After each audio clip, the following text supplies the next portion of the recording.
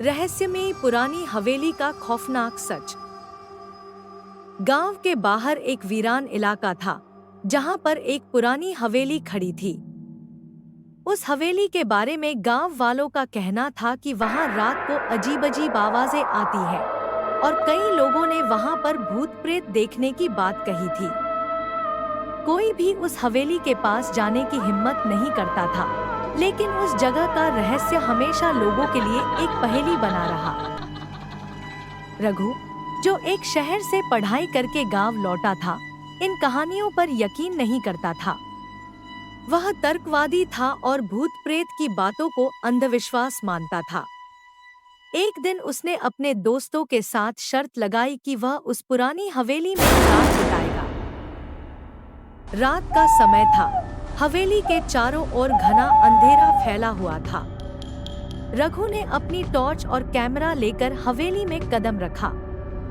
जैसे ही उसने दरवाजा खोला, उसे एक अजीब सी ठंडक महसूस हुई। हवेली के अंदर हर तरफ धूल और मकड़ी के जाले थे। फर्श पर पुराने टूटे फर्नीचर पड़े थे और दीवारों पर अजीब आकृतियां बनी हुई थी।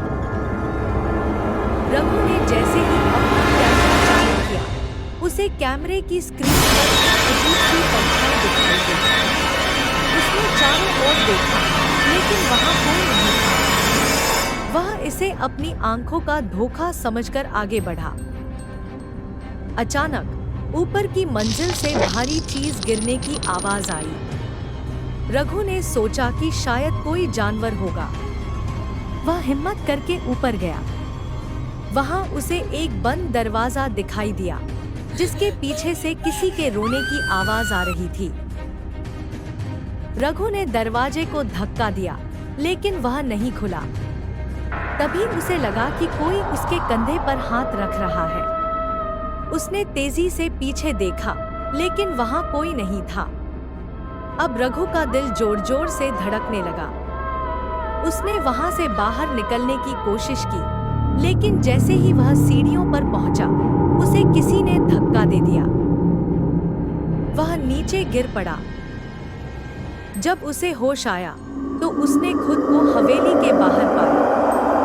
गांव वालों ने बताया कि उस हवेली में एक महिला की आत्मा रहती है, जिसने सालों पहले वहां आत्महत्या की थी।